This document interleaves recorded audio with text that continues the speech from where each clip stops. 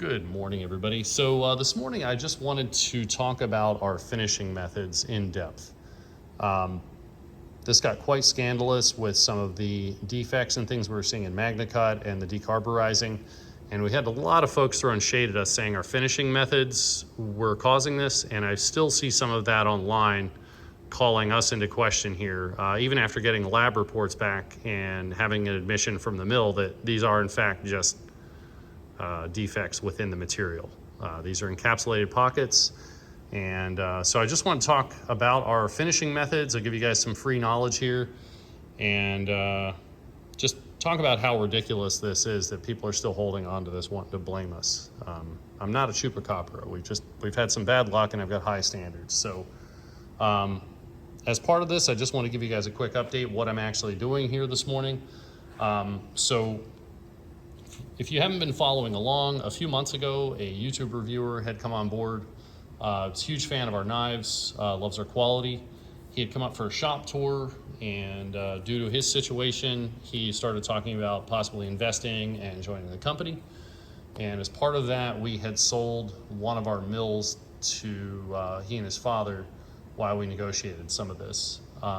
Once we got into it, John kicked over some rocks here and I think got down to the nitty-gritty of some things just in talking with everybody and figuring out that we really don't have the right team to put this back together.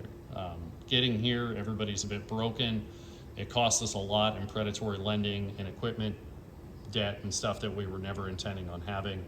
And looking at what was going to be necessary to bring this back home, for John, it's just a ton of things to learn, just from starting at zero here, walking in our shop, all the things he would have to learn, functionality that would have to be replaced with Ellie leaving, with Mike headed back to Idaho.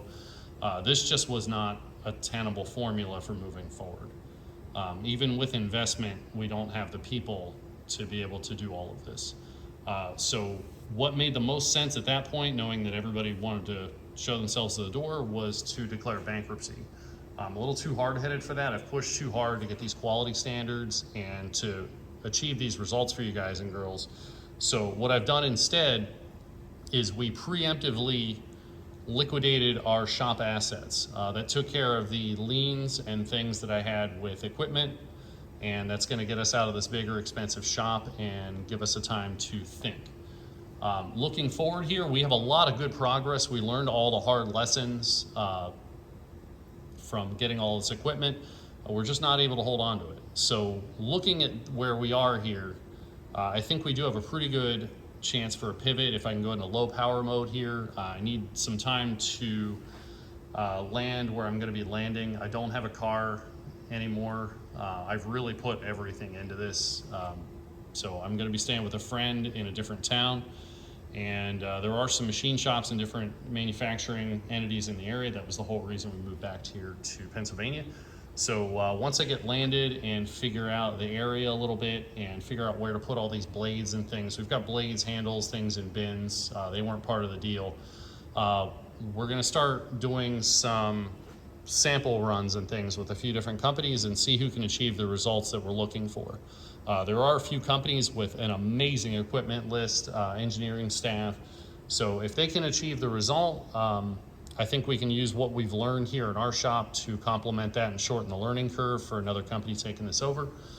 They've done similar projects, but they're not really in the knife industry. So that's really, I think, a good thing here, where they're just general manufacturing companies who are used to doing tight tolerance work and assemblies and OEM work and things like that. So that's where we're looking at going next. But jumping into this, so looking at our blade finishing, we definitely had some issues here. Like I said, again, in finishing here, I'm starting to run into some of these voids. We've got some there. There's a small one up here, and I think I had one, on the other side here. If you haven't seen already, these are just defects in the MagnaCut material. And in this video, I'm just going to talk about how ridiculous it is that our finishing methods were ever called into question. For their part, Niagara's had a good idea of what we've been doing for years and years. And the media we're using is actually used by a lot of different knife companies. I get the results I do because of our grinding finish quality. So these parts look this good because of this lack of noise in our grinding, and we're able to achieve different results than some other people might be able to, just because we push the grinding processes so far. But now, to spoil all of this, this is just ZearPro B120 in a low pressure cabinet. So when I call this a peen finish, it is because they're spherical beads, but being that these little process things are our competitive advantage in the market, I don't want to just tell people exactly what I'm doing. So that caused some confusion where people are still thinking I'm over here shot peening stuff with steel shot. But for the company out west who's still sending smoke my way, I can see in your finished knives you're doing the same processes. So just go ahead and cut that out, please. So anyway, this is just good grinding. And then the ZearPro B120, actually right now I'm using a cheaper Chinese variant that works just fine as well.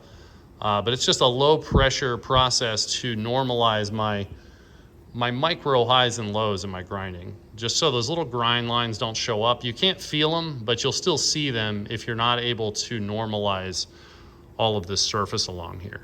So that's the point of doing a prep process like that, where we don't have to have these in a tumbler for hours. They can be in there for minutes, so that I'm just getting an aesthetic finish rather than trying to hide things. That these little things, if you're relying on a tumbler and media and cutting compounds, grinding compounds and things like that, you're gonna have to have these in a bowl or put them in a high energy tumbler for a lot longer, and you're gonna break down your features and your edges and things, and that's never been our intention. I still want a nice 90-degree spine there, good sharp jimping, no gaps in our fit and finish between the handles and the blades. So we developed this years ago, and it didn't scale very well just because the B120 is the same hardness as the blades. And if you try and dial it up as a standalone finish, the media explodes, and then you just have more of like a glass bead blast, which is where some people have confused it for that. But as your media breaks, you get more jagged edges and embedment and less abrasion resistance. So on long production runs with this particular media, that just wasn't viable. I've got some other ideas for moving that sort of finish forward, if we can keep this moving forward, but we can talk about that in a future time. So anyway, right now I guess consider yourself updated, but that's what's been going on here, and that's why it was important to push this grinding so far, because otherwise this looks like a spray painted finish, and then when you know, if it's a rough ground finish and you do this, it just looks like a crappy gray spray paint, and I just don't prefer that. And I don't prefer an aluminum oxide, which hides a lot of that, but the aluminum oxide pits the surface. And John brought some knives in here, brand new knives from a company, who's that, Reef Knives? Brand new knife because of the AO prep that I believe Millet Knives is doing for them. The brand new F5 was orange. So it just had an orange haze over the whole blank because there's a bunch of micro pitting, and the atmosphere is allowed to attack it more. And if you have some humidity, it's gonna get stuck in those little micro pits, and things just embed during use. So it's always been important for me to have a smooth finish and still have those good features. So that's where we're at with that. But anyway, so that's what's going on with the finishing here. I'm hope we once and for all can put that to bed. But again, I keep running into these little voids. So, you know, like Peters, all these companies, they're big. I can't afford to sue them to make them do the right things. So I just need to eat it or maybe go under. But these things are real, and I am not doing it. And you can go back and see that the mills admitted to this. And so again, my finishing process isn't causing this. And I hope that me just disclosing what my finishing methods are has really driven that home for you guys and girls. But I got to get back to work here. I've got limited hours here, and I got a lot of work to try and get done here.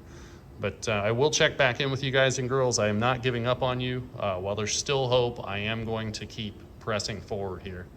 I don't need much anymore. I'm living with a friend. I don't have a car, so my expenses and everything are low. Thankfully, I can stop living in the daggone shop over here. Yeah, a little spill here this morning. But for you guys and girls that question my dedication, I've slept in this shop the whole time here in case the shop needed something from me here and you guys needed something from me. I mean this. I've slept at the last shop for a few years, just trying to minimize expenses to be able to bring this home. I put all my life savings into this, and it's not been a fun ride, but we're doing a good job now. And if I can bring this home for you guys and girls at all, I'm gonna. And I'm gonna really give it the college try here. So anyway, we'll talk to you again soon, but you guys have a good day and know that I'm here working still, and I'll keep you guys updated as I get more information, all right? But you have a great day, and I'll talk to you again soon.